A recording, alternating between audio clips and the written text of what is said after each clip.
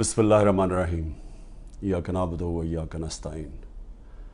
मेरे पाकिस्तानियों, आज मैं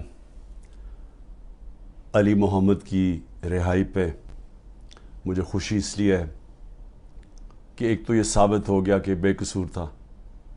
इसको तकरीबन 80 दिन अली मोहम्मद को इन्होंने जेल में रखा।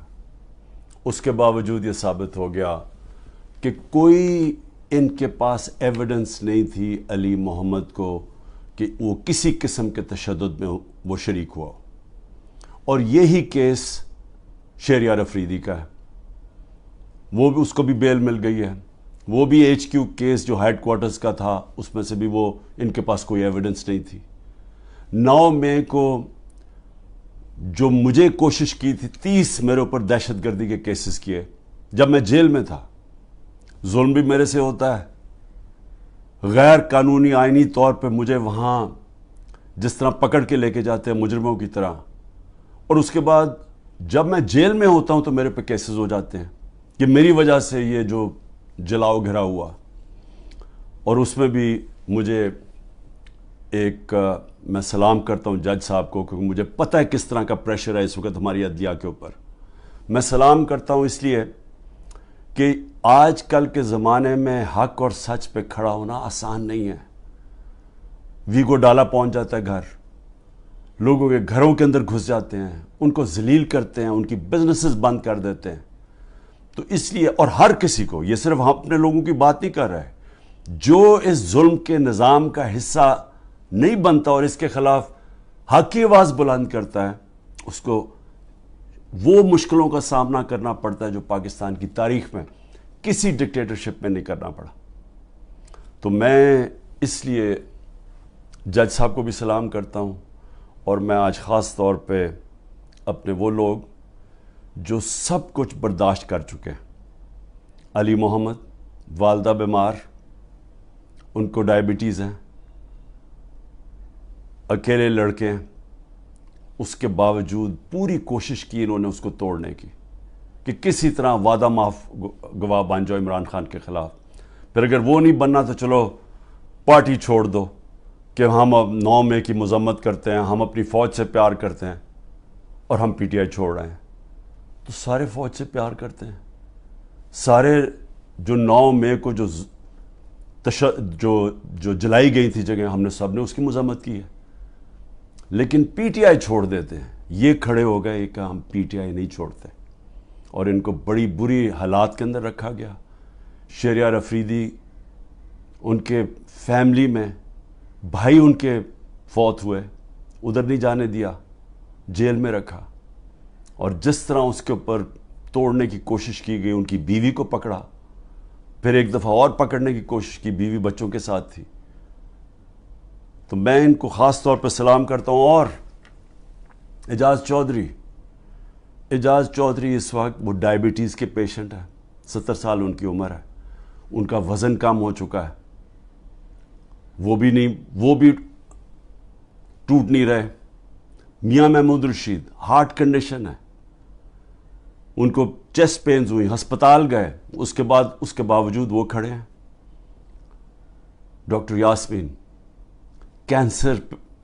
कैंसर की सर्वाइवर हैं, उम्र उनकी तकरीबन 75 साल है। वो उस वक्त की वो बैठी हुई है, और उनको क्या, इमरान खान के ख़िलाफ़ वादा माफ गवाह बन जाओ कि इमरान खान ने कहा था जाके जला दो। जिस तरह 3-4 बच्चों को पकड़ा, उन्होंने उनको कहा जी इमरान खान ने कहा था कि कोर कमांडर घर भी जलाना है और फिर वो कोई कागजात है वो भी जलाने हैं। यानी लोगों को ये बिल्कुल समझते हैं कि भेड़ बकरियां, कोई अकल ही नहीं है अवाम में कि वो इमरान खान कहेगा जी कोर कमांडर के घर में कोई कागजात पड़े हैं जो जलवाना है, और उनसे ये 164 का बयान लिया। तो यही कोशिश कर रहे हैं डॉक्टर यास्मीन से, वो भी खड़ी हुई हैं। लेकिन जो मैं सबसे ज़्यादा, उमर चीमा, जिस तरह का उनको पर तशद्दुद किया गया, उनकी बीवी गई कोर्ट हेयरिंग के ऊपर, उनको पकड़ के जेल में डाल दिया, वो भी कैंसर सर्वाइवर है। यानी औरतों के ऊपर कौन करता है। लेकिन औरतों के ऊपर मैं ख़ास बात करना चाहता हूँ। डॉक्टर ज़रका ने इनका एक रंगबाज है, जिसको मैं पॉलिटिशियन भी नहीं कहता, جو جب ڈیفنس منسٹر تھا اور فورن منسٹر تھا دبئی سے تنخواہ لے رہا تھا. یہ کبھی سنا ہے کہ دبئی کی کمپنی سے ایک ملک کا فورن منسٹر اور ڈیفنس منسٹر تنخواہ لے؟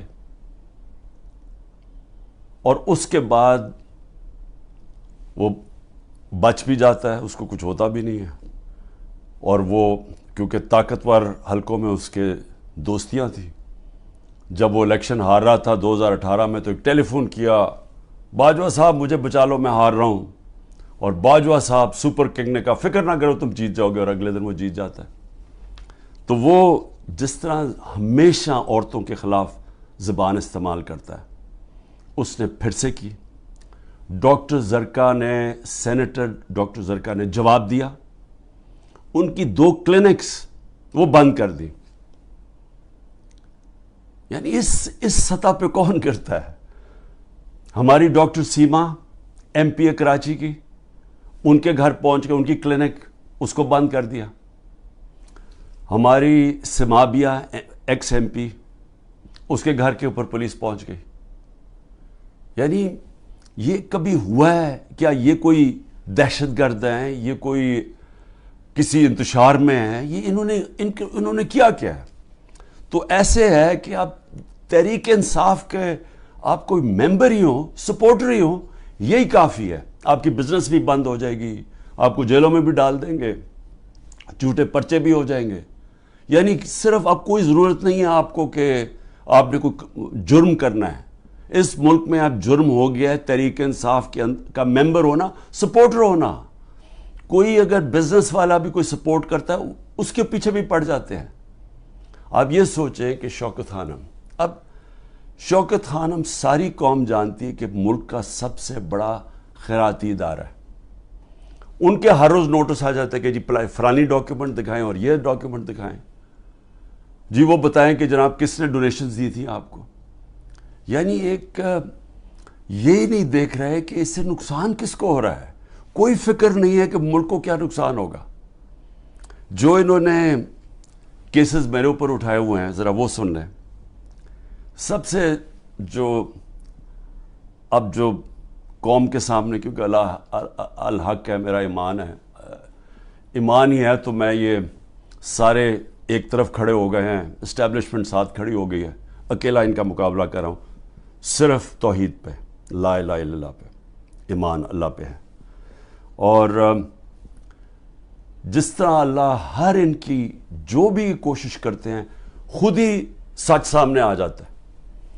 جو انہوں نے میرے اوپر القادر کا کیس کیا, اب القادر کا کیس کیا تھا کہ عمران خان نے جو القادر یونیورسٹی بنائی ہے, جدھر مکمل طور پہ مستحق گھروں سے وہ بچے جو کہ جن کے ماں باپ اعلیٰ تعلیم نہیں افورڈ کر سکتے, وہ سب پڑھ رہے ہیں مفت. اور میں بتا چکا ہوں سیرت نبی کو ہم نے بنایا کہ فیوچر لیڈرز بنے, تربیت ہو ان کو, اور ساتھ ساتھ اس کے ٹیکنالوجی بھی. یہ ہے اس کا جو ویژن ہے یونیورسٹی کا. اس کو سامنے لا کے بہت بڑی سکینڈل ہو گئی. اور اب پتہ چلا ہے کہ انہوں نے اپریل 2020 میں تفتیش کی تھی. وہ میں پہلے کہہ چکا ہوں آپ کو, نیشنل کرائم ایجنسی انگلینڈ کو رابطہ تھا نیب کے ساتھ. یہ جو سیٹلمنٹ ہوئی تھی ملک ریاض کی فیملی کی اور این سی اے کی, یہ سارا کچھ نیب کو پتا تھا. اور نیب نے اپریل 2020 میں یہ انکوائری بند کر دی تھی. ایک دفعہ انکوائری بند ہو جائے وہ نہیں کھول سکتے آپ. اور انہوں نے جو سب سے بات جو چھپا لی, جس کے اوپر اصل بات ہونی چاہیے, کہ این سی اے نے ملک ریاض کا جو پیسہ تھا وہ فریز کیا کیوں؟ وہ منی لانڈرنگ کی وجہ سے نہیں کیا. وہ انہوں نے کہا کہ ایک ٹرانزیکشن ہوئی, اور یہ سنیں ذرا غور سے, کہ حسن نواز نے پراپرٹی بیچی ملک ریاض کے بیٹے کو, اور وہ جو پراپرٹی بیچی وہ 50 بلین پاؤنڈ کی بیچی. انہوں نے کیوں, نیشنل کرائم ایجنسی انگلینڈ نے کیوں اس کے اوپر ایکشن لیا, اور ایکشن کیا لیا؟ ان کے اکاؤنٹ فریز کر دیے. کیوں کیے؟ کیونکہ پراپرٹی کی قیمت آدھی تھی. انہوں نے دیکھا کہ اس کی قیمت آدھی تھی, یعنی وہ 25 ملین پاؤنڈ کے ارد گرد اس کی قیمت تھی, 50 ملین پاؤنڈ کیسے دے دیا اس پراپرٹی کو؟ نواز شریف تب پرائم منسٹر تھا. یہ 2000 جب ہوا، یہ 16-17 میں جب پرائم منسٹر تھا، تو پرائم منسٹر نے اس وقت اپنا زور لگا کے وہ دگنی قیمت کے اوپر پراپرٹی ملک ریاض کو بیچی. یہ پہلے تو یہ بتائیں پیسہ کدھر سے آیا؟ کدھر سے حسن نواز کے پاس اتنا پیسہ آیا؟ جب وہ ملک سے باہر بھاگے ان سے یہ سوال پوچھے گئے نا، کیونکہ بتا ہی نہیں سکتے. پیسہ چوری کا تھا، اور پھر وہ پراپرٹی دگنی قیمت پہ بیچ دیتے ہیں ملک ریاض کو. وہ کس لیے بیچی؟ اور وہ اصل کہانی وہ ہے آل قادر کی.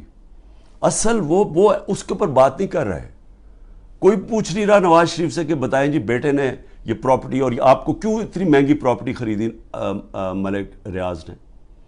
اور یہ بھی ہو گیا کہ یہ سارا کچھ پتا تھا نیب کو. ان کا جو ڈپٹی وائس چیئرمین ہے اس وقت نیب کا، وہ اس کمیٹی میٹنگ میں بیٹھا ہوا تھا جب یہ کیس کلوز کیا گیا. مجھے 3 گھنٹے انہوں نے بٹھایا سوال کرتے ہوئے، میرے سے پوچھا جب ان کو سارے پتا تھا جواب، کیونکہ وہ ڈپٹی چیئرمین کو بھی پتا تھا، پروسیکیوٹر جنرل کو بھی پتا تھا.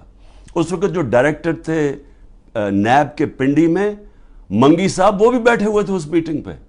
تو ان کے پاس